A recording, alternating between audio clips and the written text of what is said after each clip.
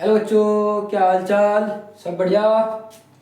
बच्चों आज class 9th का टॉपिक करते हैं हम, ग्रेविटेशनल फोर्स, गुरुत्वाकर्षण बल। क्लास 9th का है बच्चों ये। क्या है? गुरुत्वाकर्षण बल, ग्रेविटेशनल फोर्स।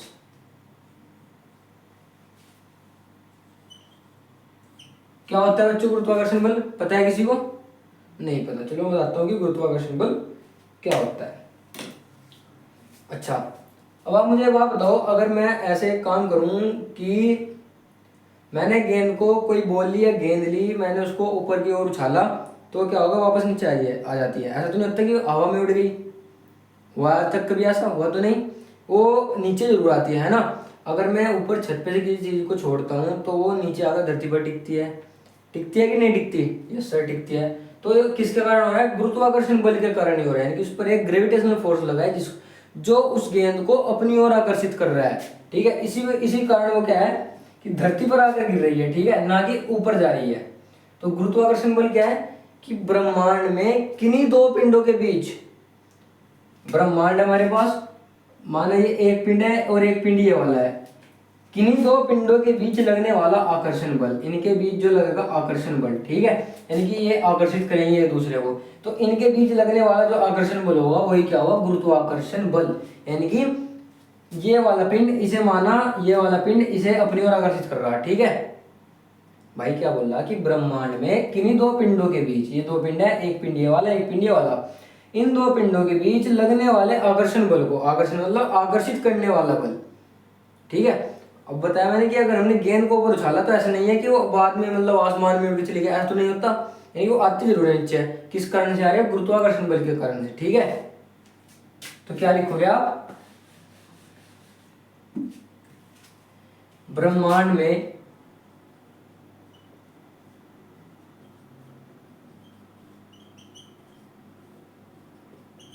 किन्हीं दो पिंडों के बीच, पिंड मतलब कोई वस्तु है हमारे पास, ठीक है, कि ब्रह्मांड में किन्हीं दो पिंडों के बीच लगने वाले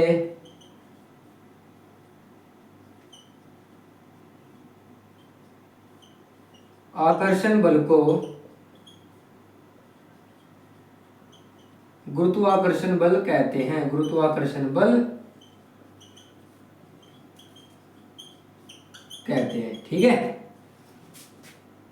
ब्रह्मांड में किन्हीं दो पिंडों के बीच लगने वाले आकर्षण बल को गुरुत्वाकर्षण बल कहते हैं। ठीक है सर जी, हमें समझ में आ गया।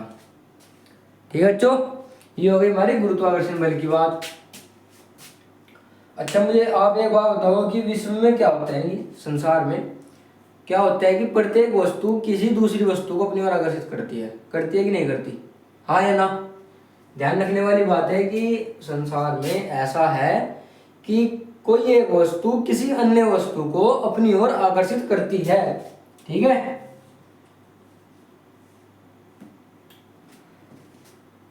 समझ में आया मैंने क्या बोला? मैंने बोला कि विश्व में, संसार में प्रत्येक वस्तु या प्रत्येक पिंड किसी अन्य पिंड को अपनी ओर आकर्षित करता है। वो किस कारण आकर्षित करता है? गुरुत्वाकर्षण बल के कारण ही वो आकर्षित करता है। ठीक है, अब बात करते हैं हम न्यूटन का गुरुत्वाकर्षण नियम। अब बात करते हैं न्यूटन का गुरुत्वाकर्षण नियम। ठीक है, न्यूटन का गुरुत्वाकर्षण नियम।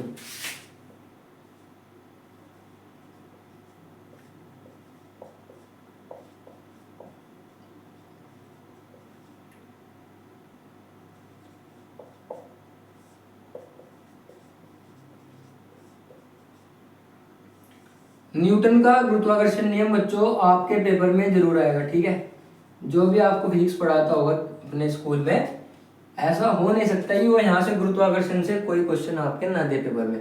यहाँ से आपका क्वेश्चन जरूर आएगा। और जो आपका क्वेश्चन उठेगा वो उठेगा कि बताओ गुरुत्वाकर्षण बल क्या होता है और न्यूटन का गुरुत्वाकर्षण नियम भी लिखिए। ये क्वेश्चन आपका पेपर में आएगा। ठीक है, कि न्यूटन का गुरुत्वाकर्षण नियम क्या होता है और गुरुत्वाकर्षण बल क्या होता है, इसको भी समझाइए। ठीक है, तो चलो हम समझते हैं। अब न्यूटन का गुरुत्वाकर्षण नियम क्या बोलता है कि मानो हमारे पास एक ये वाला पिंड है, जिसका नाम देते हैं हम m1, और एक पिंड हमारे पास ये है m2। तो न्यूटन का गुरुत्वाकर्षण नियम बोलता है कि किन्हीं दो पिंडों के बीच लगने वाला गुरुत्वाकर्षण बल, एक पिंड ये वाला है, एक पिंड ये वाला है, तो न्यूटन का नियम बोलता है कि किन्हीं दो पिंडों के बीच लगने वाला गुरुत्वाकर्षण बल, लगने वाला गुरुत्वाकर्षण बल इन दोनों पिंडों के द्रव्यमान, इन दोनों पिंडों के द्रव्यमान, यानी कि माना इसका, आप एक काम करो, इसको n1 दे दो, इसको दे दो आप n2, क्योंकि हम द्रव्यमान को m से लिख देंगे, ठीक है। m1 m2 क्या बोला कि न्यूटन के गुरुत्वाकर्षण नियम के अनुसार किन्हीं दो पिंडों के बीच लगने वाला गुरुत्वाकर्षण बल इन पिंडों के द्रव्यमान के समानुपाती तथा जो इनके बीच की दूरी है, मान लिया इसको हमने कह दिया d है, क्या नाम दिया हमने इसका d, कि जो इनके बीच की दूरी है d उसके व्युत्क्रमानुपाती होता है, उसके व्युत्क्रमानुपाती होता है। ये बोलता है बच्चों आपको न्यूटन का गुरुत्वाकर्षण नियम। क्या बोलता है कि न्यूटन का गुरुत्वाकर्षण नियम या इसके नियम, इसके अनुसार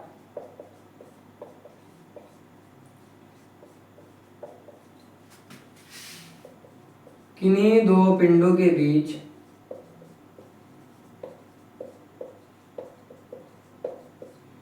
इसके अनुसार किन्हीं दो पिंडों के बीच लगने वाला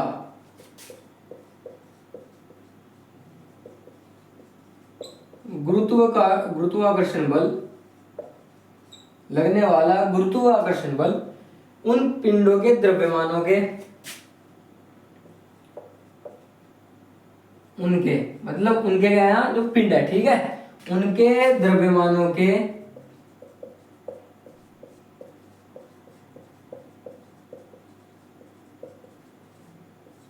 समानुपाती तथा बीच की दूरी के वर्ग के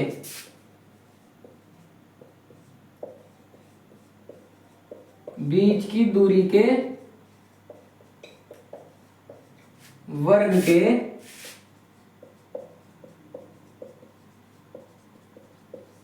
व्युत्क्रमानुपाती होता है, ठीक है।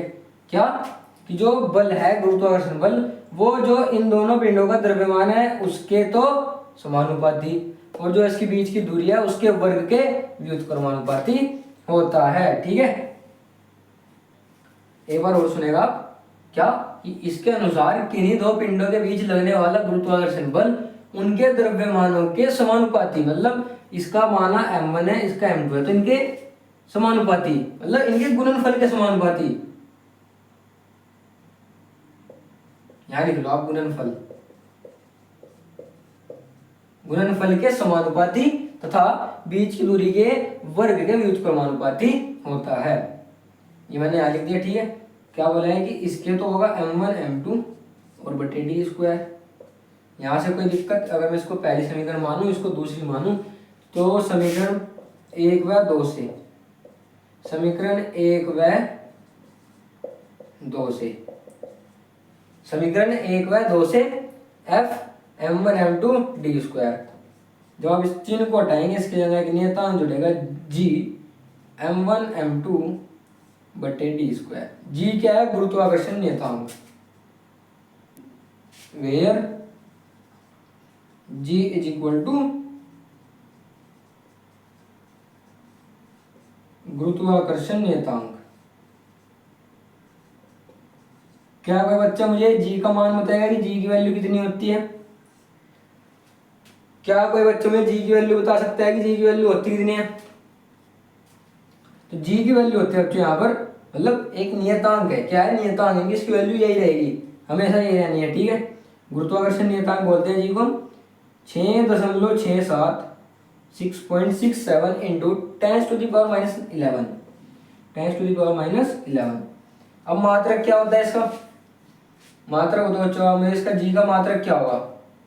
अगर मैं जी के मात्रक की बात करूं, टी स्क्वायर मल्टीप्लाई में चला गया, m1 m2 नीचे आ गया, ठीक है। अब यहाँ से मुझे आप बनाकर कैलकुलेट करके बताओ, भाई मुझे तो जी का मात्रा बताना है ना, तो अगर मैं डी स्क्वायर को थोड़ी ले जाऊँ और m1 m2 का इसके नीचे अपॉन में ले आऊँ, तो f का मात्रा लिख दो, यानी कि बल का मात्रा लिख दो, m1 m2 का मात्रा लिख दो, d का मात्रा लिख दो, वहां से हमारे इसका मात्रा आ जाएगा। बताओ, बात समझ में ही नहीं आई? बच्चों इसका मात्रक होता है न्यूटन मीटर स्क्वायर प्रति, न्यूटन मीटर स्क्वायर प्रति, बताओ m1 m2 को क्या में नापोगे? किलोग्राम में, न्यूटन मीटर स्क्वायर प्रति किलोग्राम स्क्वायर। इतनी बात समझ में आई है सारी, कि हमने सबसे पहले पढ़ा गुरुत्वाकर्षण बल किसे बोलते हैं कि, और न्यूटन का गुरुत्वाकर्षण नियम। ठीक है, ये आपको ध्यान रखना है, आपके पेपर के दृष्टिकोण से बहुत ही ज्यादा इंपॉर्टेंट है। ठीक है, हो चलो फिर आज के लिए हम इतना करते हैं, या कुछ और भी करना है इसमें? चलो इसमें एक और टॉपिक करते हैं हम, गुरुत्वाकर्षण बल के प्रभाव।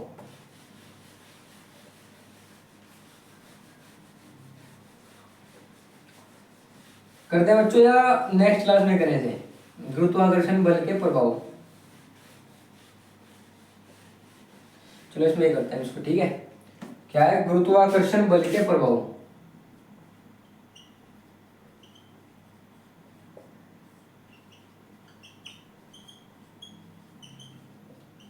अब बताओ, इफेक्ट ऑफ ग्रेविटेशनल फोर्स।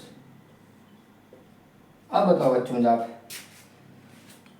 बताइएगा जल्दी, क्या होता है, क्या क्या प्रभाव होंगे इसके?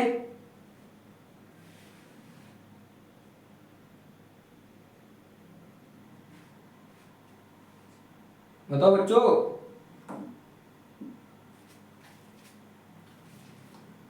सबसे पहला प्रभाव लिखेंगे, क्या हो सकता है कि मैं आपको दो प्रभाव लिखाऊंगा। ठीक है, बाकी आप अपने हिसाब से जो भी आपको लगता हो कहीं से भी पढ़ लियो, अपने लिख लियो। ठीक है, मैं दो कराऊंगा, होमवर्क कह लो कि मैं आपको होमवर्क दे रहा, बाकी आपको दो दो लिखने हैं अपने आप से। ठीक है, तो पहला प्रभाव होगा कि अगर हम की धरती पर टिक पा रहे हैं, वो किसके कारण है? गुरुत्वाकर्षण बल के कारण। सूर्य के चारों ओर जो ग्रह चक्कर लगा रहे हैं, मतलब वहीं के वहीं है ना, वो किसके कारण है? गुरुत्वाकर्षण बल के कारण। ये दो इसके मेन है। क्या कि जो हम पृथ्वी पर टिक पा रहे हैं, वो किसके कारण? गुरुत्वाकर्षण बल के कारण हम पृथ्वी पर टिक पा रहे हैं। ठीक है, क्या लिखेंगे आप इसके? मतलब चलो मैं लिख देता हूं, गुरुत्वाकर्षण बल के कारण ही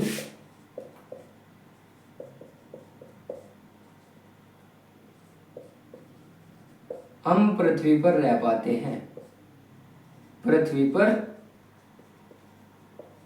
रह पाते हैं। नंबर फर्स्ट हो गया। नंबर सेकंड, अभी तो बताया सूर्य के चारों ओर ग्रह। ठीक है, सूर्य के चारों ओर सभी ग्रह, क्या लिखेंगे आप? सूर्य के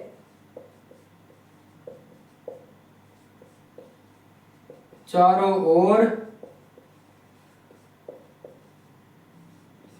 सूर्य के चारों ओर सभी ग्रह दीर्घवृत्ताकार पथ पर गति करते हैं, दीर्घवृत्ताकार पथ पर